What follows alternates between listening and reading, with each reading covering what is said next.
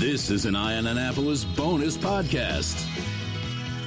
Well, we popped up here into Arundel to Mother's Peninsula Grille with George Young with DCMDVA Weather. How are you doing, man? Doing well. Just got my booster yesterday, and left arm is sore. Even though I'm left-handed, I went with the left arm, but doing well. It's a winter-like day outside today as we sit here. It's getting chilly. It is definitely getting chilly in the couple mornings I've been out. I'm debating whether I should switch my walk from shorts to sweatpants. So it's about that time. But of course, everybody knows you pretty much every day, Monday through Friday. The weather forecast, which is always pretty much spot on for Annapolis, as we've done in the summer. Coming into like a hurricane season as well as other times, we wanted to sit down and touch base with you and see what we could figure out. If you had any ideas for what's going on with a winter forecast, because winter, whether we like it or not, is here, or is coming anyhow. I guess it's not technically here yet. Yeah, no, it's, well, let's see. Meteorological winter starts technically December 1st, and then solstice winter is the 21st kind of thing. So there's all these moving targets, but it's on the way for sure. And, winter outlooks or any long-range outlook is kind of goofy, but also fun to tap into. Any long-range outlook is a little goofy because you're going by kind of historical averages and some other things that are, current data. So at this point, I was thinking about it yesterday. We have a few different outlooks. What's the temperature going to be like every year? And at this point, the annual forecast would be it'll be above average, right? If right. We talk about averages, we did our tropical storm hurricane outlook, and that was an easy one. Above average number of named storms, and that played out. It used up the entire alphabet this year, and clearly we had some impacts here with Ida was the one that brought the EF2 tornado to West Street. Right. That was from a tropical system. And with winter outlooks, it's almost the same thing. It's almost a pre-predictable thing of below average snowfall. Now, you look at one main thing, or I do at least, and forecasters do of all types, which is what's going on in the Pacific Ocean, and is it El Nino or La Nina? So an El Nino year means conditions in the sea surface temperatures are above average. They're warmer temperatures, and a lot of times that indicates a more active, snowier pattern in the eastern United States. The opposite is a La Nina year where it's dry. It's drier and warmer, and that is what is in place this year. That means less snowfall for the eastern U.S. Last year was a La Nina winter, and this is measured by lots of different measurements through NOAA. And so this is a La Nina year. Using that one thing, it's below average. But it also doesn't mean, if you're talking about averages, that doesn't mean that we couldn't get 130-inch snowfall, and that would be it. That's it. And usually that's the kind of the ultimate end game for every winter here is it doesn't really matter what the long-range outlook is and what historical averages are. You need one pocket of cold air and one correct storm track to give you, let's face it, if we had one 15-inch snowfall, that's an average season right there in one storm. So we always look for the one storm or two storms here. We almost never seem to get a winter in which we have multiple 6 and 8 inch storms. We just don't seem to. The last one was back in 2010. Well, I think somewhere around there we had those back-to-backs. We had 3 blizzards in the 2009-2010 winter. Yeah. That was great. That was the all-time record snowfall winter. And then funny, I was talking to Chris Phipps, who's the director of public works for Anne Arundel County, about that winter, and I said, that's what I want. And he said, in more subtle terms, he said, you need to go to hell. Yeah. Yeah. Here's a guy's got to plow the roads and figure out how to get the fire trucks there and everything else. That was active. That was December 19th. First blizzard of the 3 brought, 15 to 25 inches. And then we had those 2 in 1 week in February of 2010. And off we went. But the last real big storm here was January 23rd or something like that of 2016, which really set the all-time record for a single storm, I believe, and at least maybe measured at BWI. But that was a 25 to 30-inch snowfall. I remember that one. And since then, not much. Not that we haven't had even a double-digit snowfall, but they've been few and far between. So we are due. I don't personally think it's going to come this winter, maybe next, but it just takes one. But so given that we're now 5 plus it'll be 6 years removed once we get into January that we're due, right? Because typically on average every maybe 4 to 6 years we have that larger snowfall, and so it could happen. There's no real indicator. There's no great snowpack. So outside of the equatorial Pacific, especially the eastern half of the Pacific, looking at sea surface temperatures, you'll look at, how much cold air is built up to the north and west of us. So how much is kind of over Canada and Alaska. It's been fairly cold, but nothing great. And how much snowpack is in the northern U.S. Because if the temps are colder and the ground is cold because of snowpack, it just helps more cold air come here. And we need cold air more than anything to produce snow. Without cold, it's just always going to be rain. So those early indicators, they're just not there yet, even as we're kind of, nearing the end of November here with our outlook. So nothing stands out. Everything shows it to be a La Nina winter, which it is deemed to be that in progress from NOAA.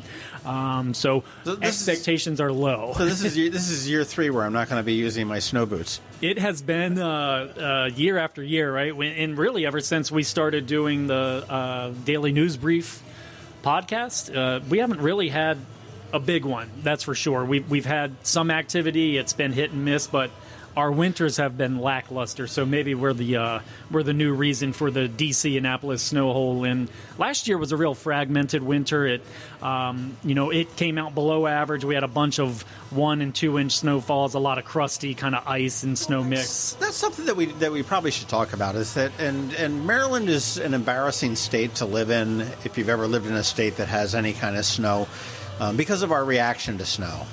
You mention snow in a forecast, and the schools are starting to cancel immediately. And if there's an inch on the ground, this area just loses their freaking minds. Federal government's got the what do they call them, relaxed work days or whatever they call them, and all the governments liberal leave, the whole 9 yards. And it's like, I talk to people that live in snow areas, and they're like, really? And I'm like, yeah, I know, it's embarrassing, isn't it? But we aren't prepared for giant snows like they see up in New England or out in the Midwest sometimes. But we do need to also be very careful about it. I mean, we are dealing with colder temperatures. We're dealing with ice, driving. I mean, what are some of the tips to keep pretty much safe as we navigate through even in my opinion, a cruddy weak winter? Yeah, even in a cruddy weak winter, it just takes that one little 1 or 2 inch thing, and a lot of times that makes it even slicker, especially when ice is involved. So have blankets in your trunk. 1 or 2 blankets is always nice. Maybe an extra set of hat and gloves, that kind of thing, just to have back there. A scraper of some sort. Probably a little too much to have a full-fledged shovel in your trunk as you're driving around, but if you can have something that helps you dig out a little bit if you end up in a weird spot. Some type of flare system, and you can get these kits that are prepackaged kits, or you can kind of... Pep Boys or something like that. Yeah, absolutely, or online, or you can cobble it together with some different things. And, one thing that's always really good to have throughout the winter are those hand warmers that you can kind of activate, because... Look, especially it's dark more hours than not this time of year as we get into early March. So the last thing we all want is that incident where, we're driving at 10 p.m. or 5 a.m. It's still dark and you slide off the road and you're in a bad spot for a few hours. Or it could just be a car malfunction, too. Could just be a car malfunction, and you're in a bad spot. No one can see you. It's cold. It might somehow be a long duration thing that you didn't expect. You forgot to charge your cell phone, and all of those things. So another thing to have would be like a portable battery. Okay, now speaking of that, I just saw this, and the company Zag, which makes like the glass protectors for your phone, if you go to their website, they have another brand of battery chargers. I can't remember the name of it, but they had one that was really cool. It was very expensive. It was like $179, maybe $200. Okay, but it had a typical AC thing, so you could plug in a computer, you could plug in something or other to power, the 3-prong AC. It had the USB-C and the USB-A's to charge whatever gizmos that you want to do there. It had a built-in flashlight as well, and I can't remember how many milliamps it had, but this is the cool thing.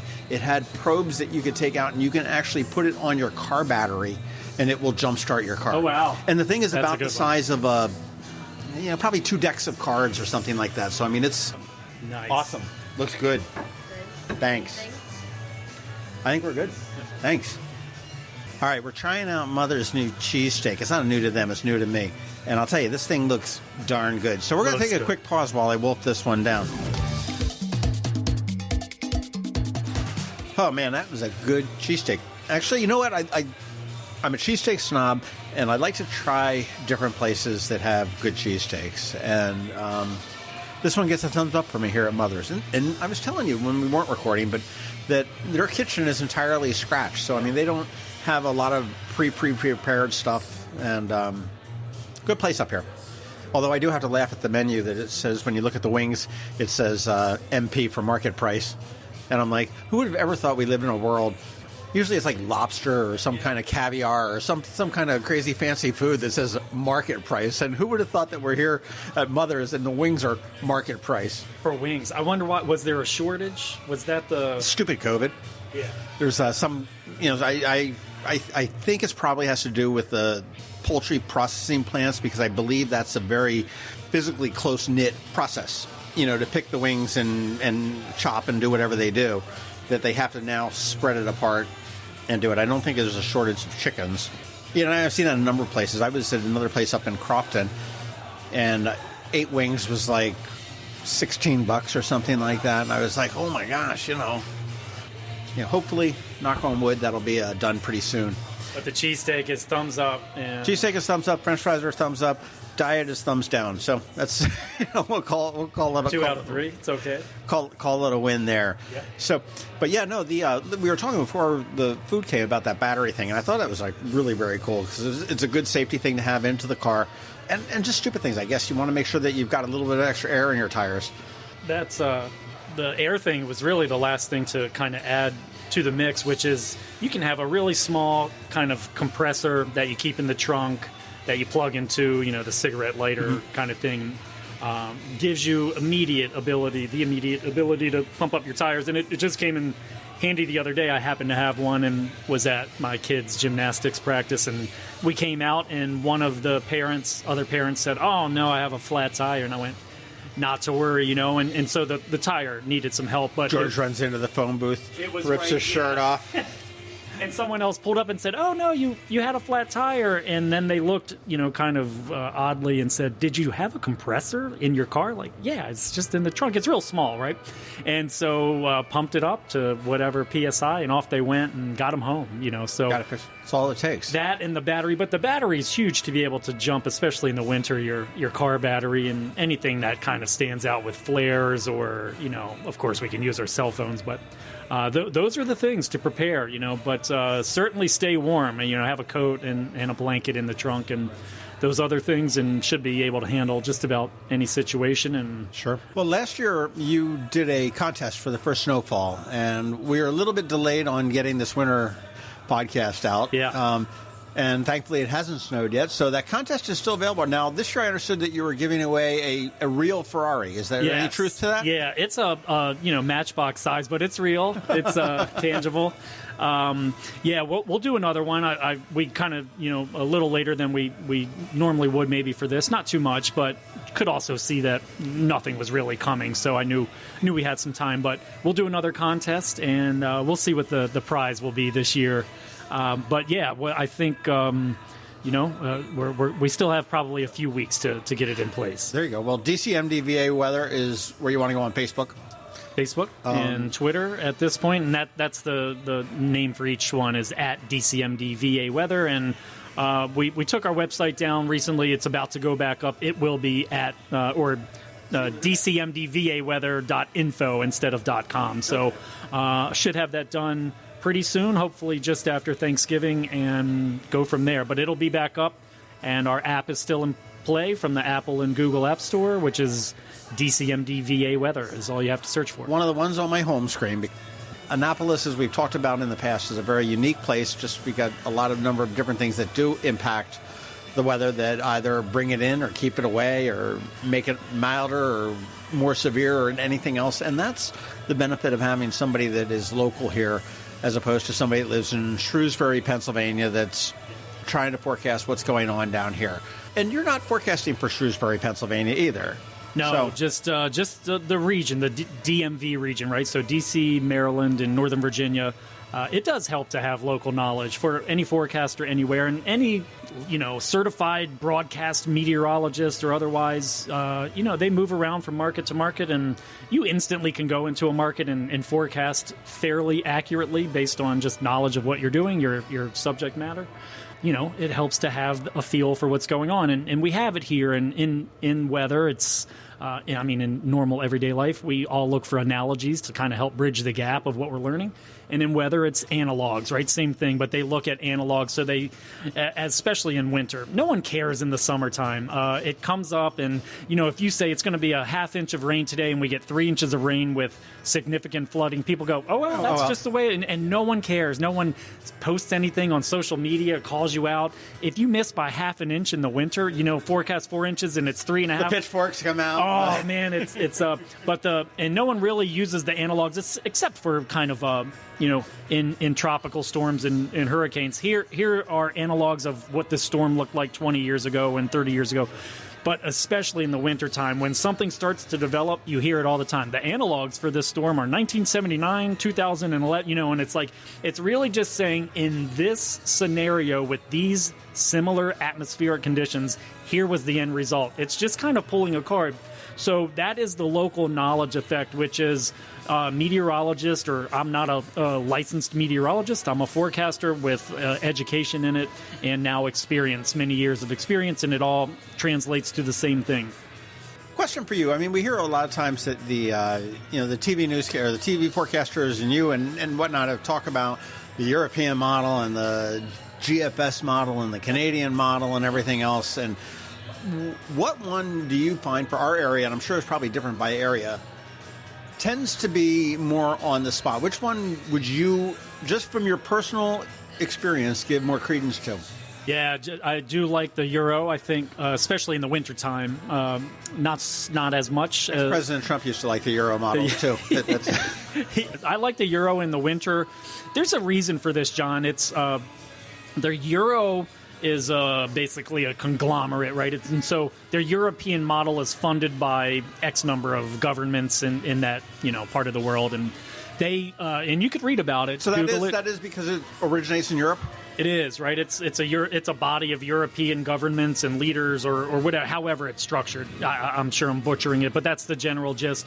And they put more money into it, which means they have more servers, and they just have more technology running their formulas, and it equates to better results because they have more processing power is the gist. You can Google this and read about it. It's kind of cool, and it makes sense. And so the U.S. is catching up in terms of how much money they're allocating, and they're refining their models, and so it's a competitive game, but that's why their system is a little better. It's an interesting read, but that's the high level of it. So I do like it a little better, but ultimately you have to look at all of them and then make your own, best educated guess, right? And that's what it boils down to. But there are statistics for accuracy. This one's a little more accurate than the next, but Euro, GFS, then you have some short-term models, the NAM and the whatever they are, the HRRR, so you have kind of long term, you just are looking for signals, anything more than really 5 days out. It's not that it's pointless, but you can't